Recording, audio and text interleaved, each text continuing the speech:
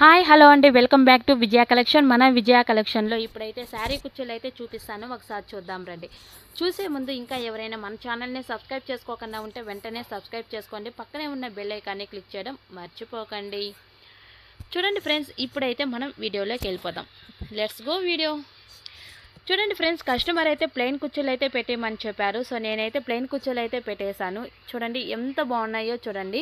శారీలో multi colours ఉన్నాయన్నమాట, కానీ నేనైతే ఓన్లీ 2 కలర్స్ మాత్రమే పెట్టాను.